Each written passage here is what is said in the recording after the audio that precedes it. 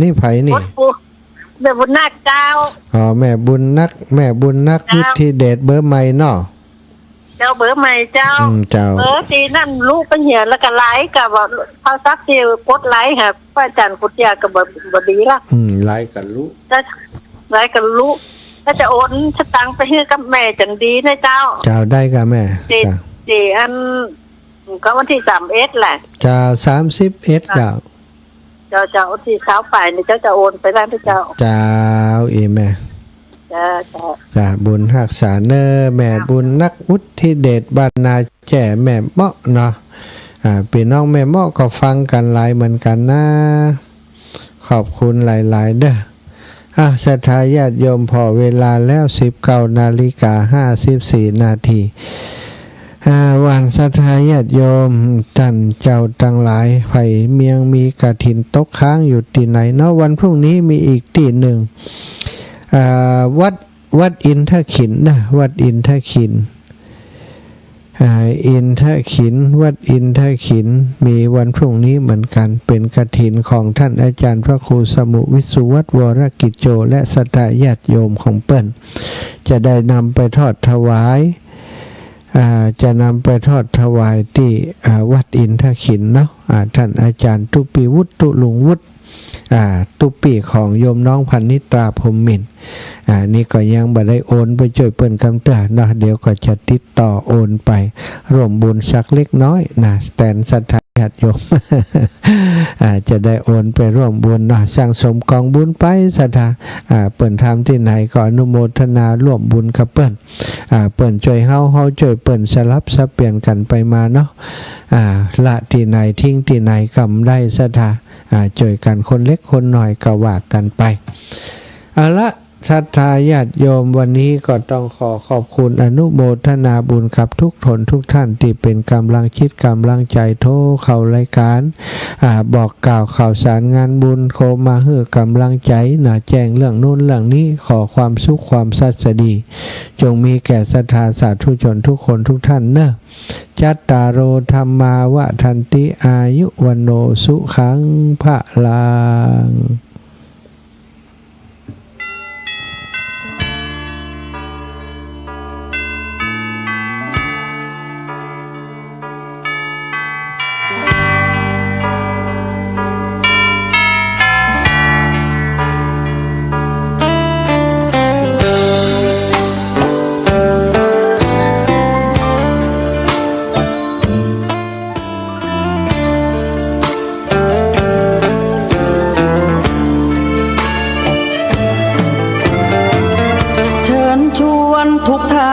เข้าวัดเข้าวา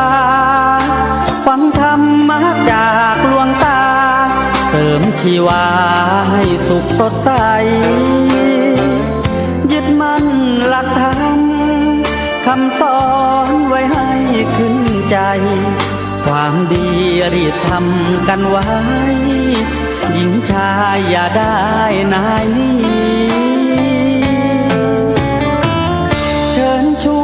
ทุกท่านเข้าวัดเข้าวาทำบุญด้วยจิตศรัทธาบุญพา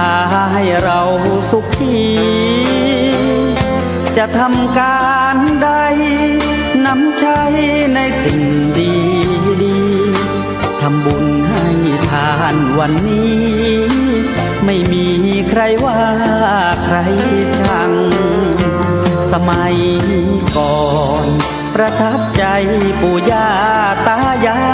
ยวันพระไม่เคยเบื่อหน่ายจำได้ไม่ลืมสักครั้งเหตุใดวันนี้มีคนเข้าวัดน้อยจังอยากให้เหมือนก่อนอีกครั้งฝากความหวังกับคนรุ่นใหม่ทุกท่านเข้าวัดเข้าวารับศีลรับพรหลวงตาเสริมคุณค่าให้กับจิตใจกระทำความดีเรื่องนี้ไม่ต้องอายใครว่างจากการงานเมื่อใด เชิญชวนท่านไปทำบุญ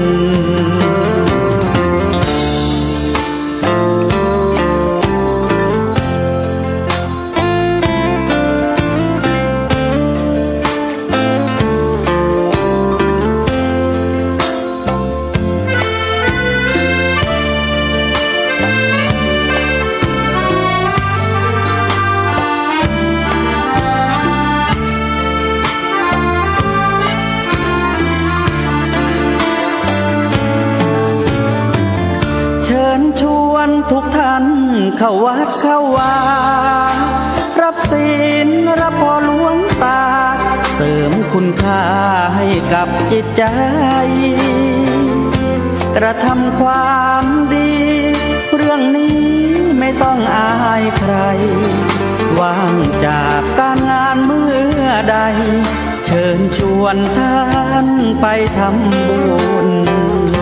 กระทำความดีเรื่องนี้ไม่ต้องอายใคร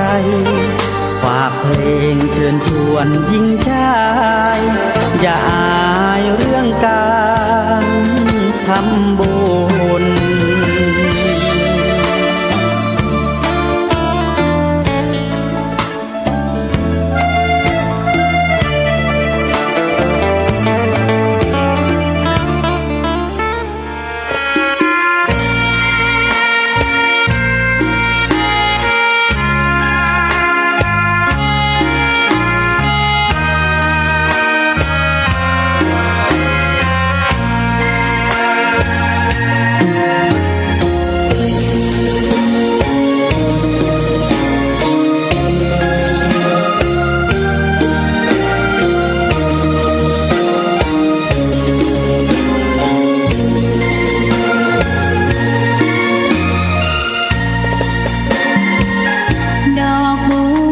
ดอกหนึ่งตึงใจไว้เพื่อบูชาแด่องค์พระศาสดาสัมมาสัมพุทธเจ้ามีความงามเงียบไม่เปรียบเทียบเขาเทียบเราใครมองไม่งามช่างเขาแต่เจ้าก็คือดอกบัวยึดถือความดีเป็นหลักใครรักไม่รักก็ไม่จมปลักมองมัวเมื่อโผล่พ้นน้ำก็เห็นความงามในตัวไม่ยึดติดในตมชั่วขอเป็นดอกบัวดอกเดียว